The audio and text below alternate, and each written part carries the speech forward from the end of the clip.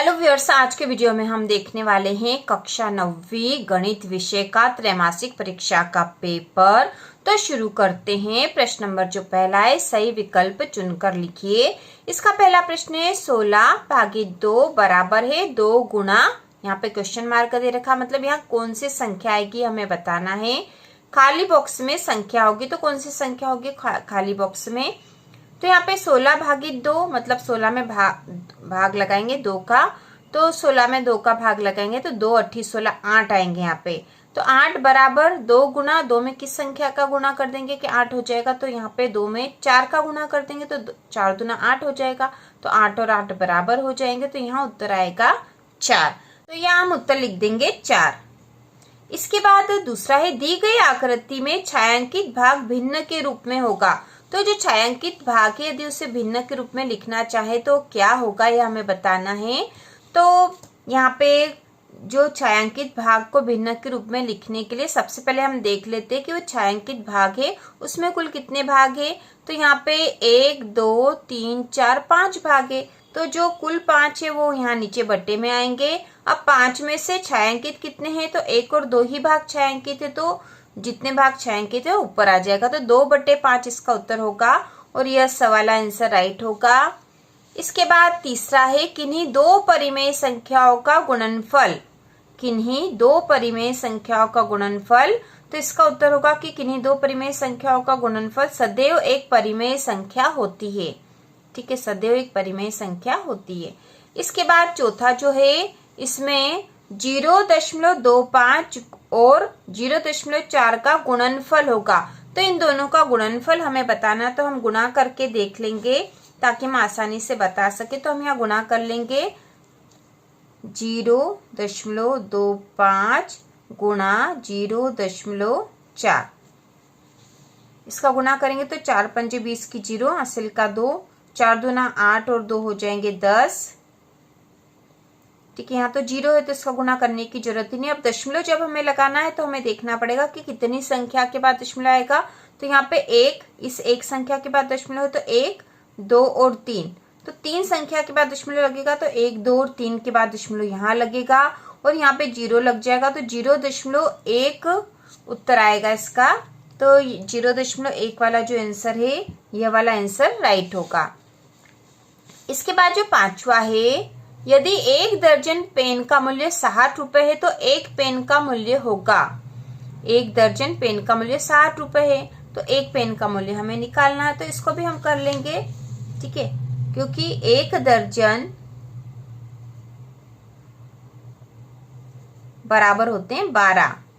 ठीक है, 1 दर्जन बराबर कितने होते हैं, 12 होते हैं। तो यहाँ 1 दर्जन पेन का मूल्य 60 रुपए दे रखा है, तो यहाँ पे 1 दर्जन मतलब 12 पेन का मूल्य,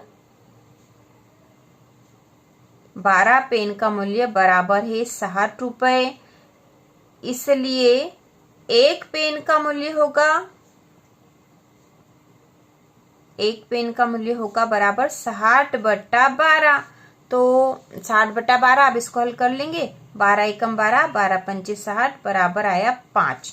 तो 1 पेन का मूल्य होगा 5। तो इसको हम ऐसे ही रफ करके देख रहे हैं क्योंकि ऑब्जेक्टिव क्वेश्चन है।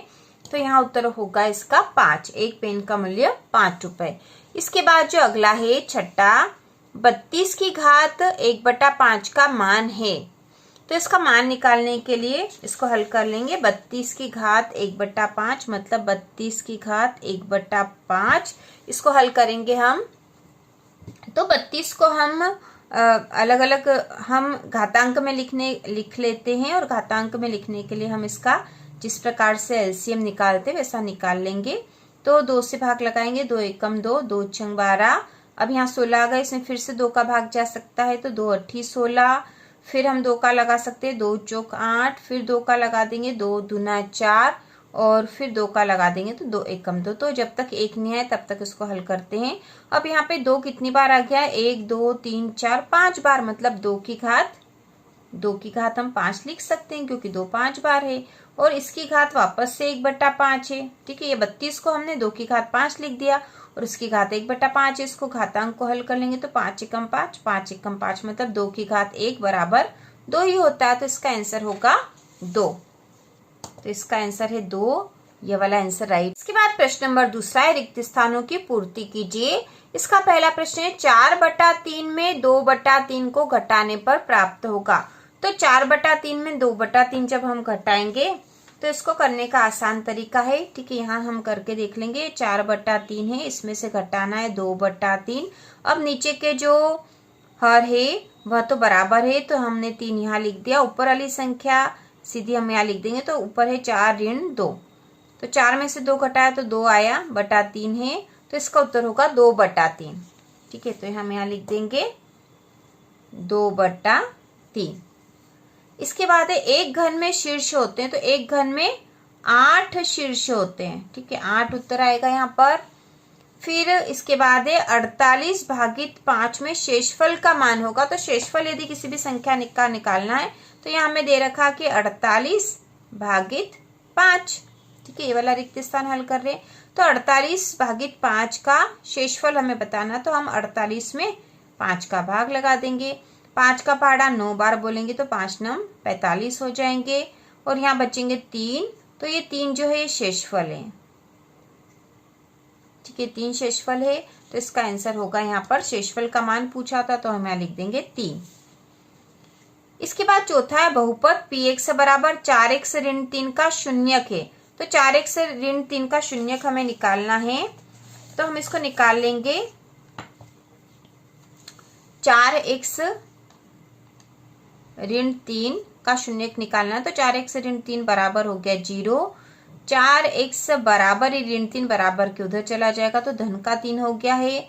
अब x बराबर निकालेंगे तो 3/4 हो जाएगा, 4 यहाँ बट्टे में चला जाएगा, और यह इसका आंसर होगा 3/4। तो हम यहाँ लिख देंगे 3/4। इसके बाद अगला है ऋण 5 ऋण 8 ऋण 3। तो इसको हल करना है। संख्या दे रखी है ऋण 5 ऋण 8 ऋण 3। तो इसको हल करने के लिए ऋण 5 है, ऋण का ऋण में गुणा होगा तो धन हो जाएगा 8। फिर ऋण 3 है यहाँ पर। अब ऋण वाली संख्या आपस में जुड़ जाएगी, लेकिन चिन्ह ऋण का ही रहेगा। तो ऋण के 5 और ऋण के 3 हो गए ऋण के 8, और ये धन 8 यहाँ था ही सही। धन के 8 से ऋण के 8 जो है कट जाएंगे, और यहाँ बचेगा कुछ भी नहीं, मतलब 0। तो यहाँ पे 0 बचेगा, तो यहाँ उत्तर आएगा बराबर होगा 0। इसके बाद अगला है 5872 में संख्या 8 का स्थानीय मान। तो किसी भी संख्या जो है उसका स्थानीय मान लिखने का सबसे आसान तरीका कि उसके पीछे जितने अंक हैं उतने 0 लग जाएंगे। तो 8 के पीछे 2 अंक है, तो 8 के पीछे 2 0 लग जाएंगे, और ये इसका स्थानीय मान है। तो ये सबसे सरल तरीका है स्थानीय मान निकालने का। इसके बाद प्रश्न नंबर जो तीसरा है, सही जोड़ी मिलाइए। तो यहाँ सही जोड़ी मिलान करना, और इसको हल करके हम लिखते जाएंगे और देख लेंगे किसकी किससे जोड़ी बनेगी। तो सबसे पहला है 0.5 गुना ऋण 7.4। तो इसको गुणा करना पड़ेगा, तो 0.5 गुणा ऋण 7.4 इस प्रकार है। तो 0.5 में हम गुणा कर देंगे 7.4 का, और फिर ऋण का चिन्ह लग जाएगा बाद में। तो गुणा कर देंगे तो 4 5 20, और यहाँ 0 है तो ये 20 पूरा ही लिख देंगे। फिर यहाँ एक क्रॉस आ जाएगा, 7 का पहाड़ा 5 बार बोलेंगे तो 7 5 35, और यहाँ 0 है तो 3 भी यहाँ आ जाएगा। अब यहाँ पे 0 7 और 3। अब कितने अंक के बाद दशमलव लगाना, तो 1 और 2, ठीक है। 2 अंक के बाद दशमलव लगेगा, तो और ये ऋण का था तो यहाँ ऋण का आएगा। ऋण का 3.7 ही आंसर आना चाहिए। तो इसका आंसर होगा ये वाला पहले की जोड़ी इससे बनेगी ऋण 3.7, जो कि हमने हल करके देख लिया है। इसके बाद दूसरा है ऋण 7 गुणा ऋण 15। तो 15 का गुणा करना हमें 7 में, और ऋण का ऋण में गुणा होगा तो ऋण का ऋण में जब गुणा होता है तो धन हो जाता है, और 15 का 7 में गुणा करेंगे तो 15 7 105, तो धन का 105 आएगा यहाँ पे। तो दूसरे की जोड़ी बनेगी यहाँ 5वें नंबर से, क्योंकि यहाँ पे 105 लिखे हैं। इसके बाद तीसरा है 504 भागित ऋण 18। तो 18 का हमें भाग लगाना 504 में, और जो उत्तर आएगा वो ऋण में रहेगा, क्योंकि ऋण की संख्या है यहाँ पर 1। तो इसको भाग लगा के देख लेते हैं 504 में 18 का। तो यहाँ सीधा हल करके देख लेते हैं। 504 में जब 18 का भाग लगाएंगे तो 18 का पहाड़ा 2 बार बोल देंगे, 18 दूना 36, क्योंकि 3 बार बोलेंगे तो वो 50 से ज्यादा हो जाएगा। अब यहाँ पे इधर से एक हासिल लेंगे, 10 में से 6 गया तो 4 बचा, यहाँ 4 में से 3 गया तो 1 बचा, ऊपर सुतारे 4, 18 का पहाड़ा 8 बार बोलेंगे तो 18 144 हो जाएंगे और ये आपस में जो घट जाएंगे। अब यहाँ पर आए हमारे पास 28 और क्योंकि ये 18 ऋण का था तो ये जो 28 है ये ऋण के आएंगे, तो यहाँ उत्तर आएगा ऋण के 28। अब हम यहाँ जोड़ी में देख लेते हैं, तो ऋण के 28 3 नंबर पे ही लिखे इसके सामने ही, तो इसकी जोड़ी इसी से बनेगी। इसके बाद चौथे नंबर पे हम देखेंगे 0.04 बटा 10, इसको हल करना था। तो ये जो 10 के एक 0 हटाएंगे तो ऊपर 0.1 संख्या आगे बढ़ जाएगा, मतलब यहाँ लग जाएगा, तो 0.004 आना चाहिए इसका आंसर। तो 0.004 इसके सामने लिखा है, ये इसका आंसर है चौथे नंबर पे। इसके बाद जो पांचवा है 42.64 धन 0.36, इनको जोड़ना है आपस में, तो यहाँ जोड़ देते हैं। यहाँ दे रखा 42.64 धन 0.36, इसको जोड़ना है। तो 4 और 6 10 की 0, हासिल का 1, 6 1 7, 8 9 10 की 0, हासिल का 1, 2 और 1 3 और यहाँ पर 4 और 1 दशमलव ऐसे आएगा। तो उत्तर आए हैं इसके 43। तो 43 यहाँ पर 1 नंबर पे लिखा है, तो इसकी जोड़ी बनेगी 5वें नंबर की यहाँ पर। इसके बाद छठे नंबर पे है ऋण के 18 बटा 25, ऋण के 18 बटा 25, तो इसको भी हम हल करके देख लेंगे। तो छठे नंबर पे है ऋण के 18 बटा 25, तो हमें 18 में 25 का भाग लगाना होगा, जो मान आएगा वो ऋण का होगा, क्योंकि एक संख्या है ऋण की है, तो हम लिख देते हैं 18 भागित 25। लेकिन ये 18 तो छोटी संख्या है, इसमें 25 का भाग नहीं जा रहा, तो हम यहाँ लिखेंगे 0 जैसे ही दशमलव लगाएंगे तो हम यहाँ एक 0 लगा सकते हैं। अब 25 का पहाड़ा बोलेंगे तो 25 पंजे 125, 25 छंग 150, 25 सात 175 आ जाएगा यहाँ पर। ठीक है, अब यहाँ पे 10 में से 5 गए तो 5 बचे और यहाँ पर 0 0 हो जाएगा। तो ये 5 जो है अब 25 का भाग नहीं जा रहा, तो इस दशमलव की एक 0 यहाँ लग सकती है। फिर 25 का पहाड़ा 2 बार बोलेंगे तो 25 दूना 50 हो जाएगा और यहाँ पे क्रॉस कर सकते हैं, 0 लगा सकते हैं। तो उत्तर आ गया है 0.75, लेकिन यह ऋण का रहेगा क्योंकि ये 18 ऋण के थे, तो इसका उत्तर होगा ऋण 0.72। तो हम देख लेते हैं जोड़ी में, यहाँ पर दूसरे नंबर पे लिखा है ऋण 0.72, तो छठे नंबर की जोड़ी यहाँ पर बनेगी। इसके बाद प्रश्न नंबर चौथा, एक वाक्य शब्द में उत्तर लिखिए। इसका पहला बिंदु 4 1 की एक्स अक्ष से दूरी क्या होगी? तो बिंदु जो 4 है, 4 1 है, उसकी एक्स अक्ष से दूरी बतानी है, तो इसकी एक्स अक्ष से दूरी होगी 1, क्योंकि बिंदु जो 4 है वो एक्स अक्ष पे है और वाई अक्ष पे 1 है और इसकी एक्स अक्ष से दूरी हो जाएगी फिर 1। अब दूसरा है 1 और 2 के बीच एक परिमेय संख्या लिखे। तो 1 और 2 या किसी भी संख्या के बीच में जब परिमेय संख्या निकालनी होती है तो कैसे निकालेंगे हम देख लेते हैं।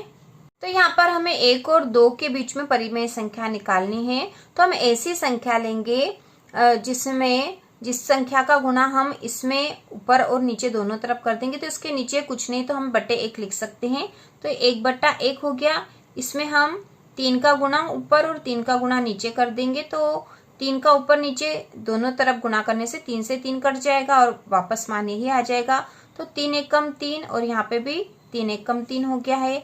अब इसी प्रकार 2 में भी हम 2 के बटे कुछ नहीं तो 1 लिख दिया। अब इसमें भी 3 का गुणा ऊपर और 3 का गुणा नीचे कर देंगे, तो 3 दूना 6 और 3 एकम 3, तो ये हो गई 6/3। अब हमारे पास संख्या क्या बन गई है?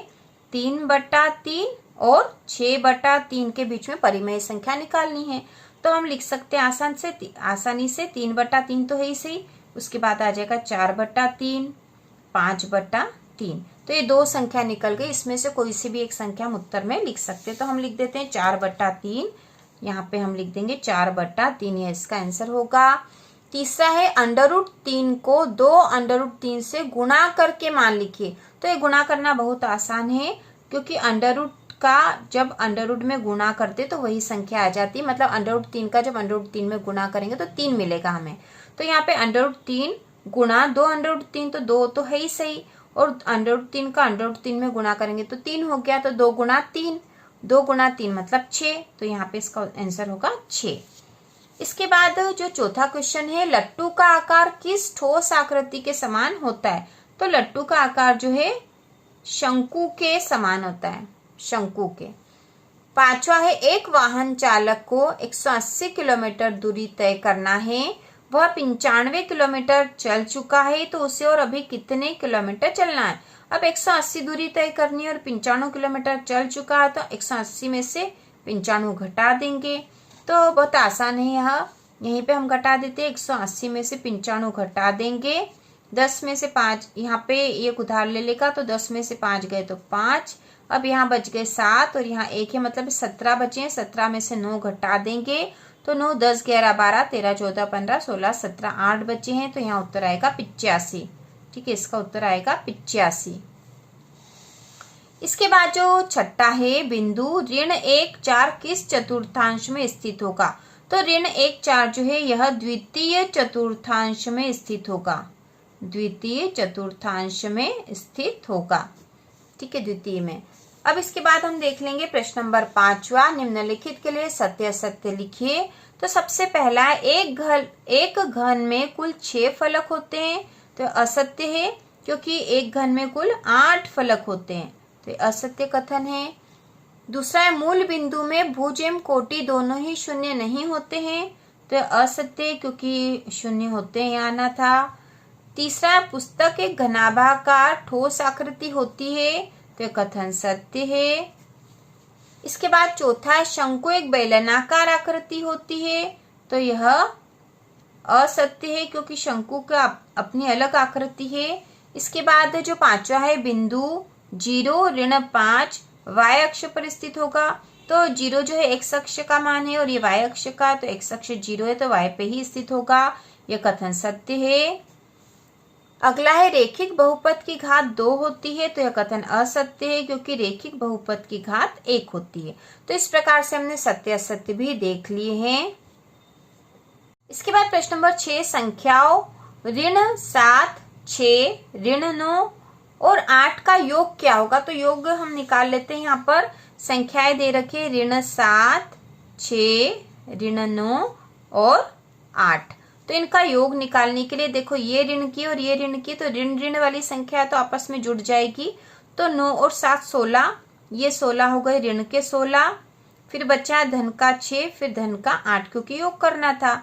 अब यहाँ पे धन धन वाली जोड़ लेते हैं, तो ऋण के 16, धन 6 और 8 14, तो धन वाली संख्या हमने जोड़ ली है, क्योंकि हम यहाँ पे सीधा भी कर सकते थे, ऋण ऋण वाली जोड़ के ऋण की संख्या लिख दी टोटल, और धन धन वाली जोड़ के धन वाली संख्या टोटल लिख दी। तो ये ऋण के 16 और धन के 14 है, तो ये धन और धन ऋण है, तो आपस में घटेंगे, और घटने के बाद जो चिन्ह आएगा बड़ी संख्या का होगा। तो यहाँ बड़ी संख्या 16 है, इसका चिन्ह ऋण का, तो ऋण के 16 में से 14 घटा देंगे तो 2 बचेंगे, तो यहाँ उत्तर आएगा ऋण के 2। इसको इसी प्रकार से हल करना है, ये 2 नंबर का क्वेश्चन है, तो इसका उत्तर ऋण का 2 आएगा यहाँ पर।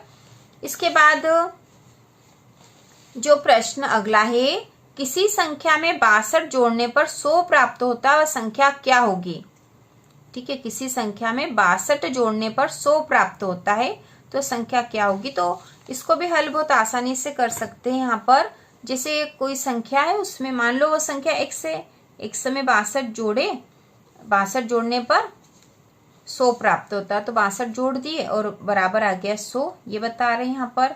तो x का मान यदि निकालना, तो x बराबर हो जाएगा 100 ऋण 62, 100 में से 62 घटा देंगे, तो 100 में से 62 घटा देंगे, तो यहाँ पे उधार ले लेंगे, 10 में से 2 गया तो 8 बचा, अब यहाँ बचे 9, 9 में से 6 कम कर दी तो बचे 3, तो वह इसका आंसर होगा 38। तो वो संख्या क्या है? 38। 38 में यदि हम 62 जोड़ेंगे तो 100 हमें मिल जाएगा, तो इसका आंसर है।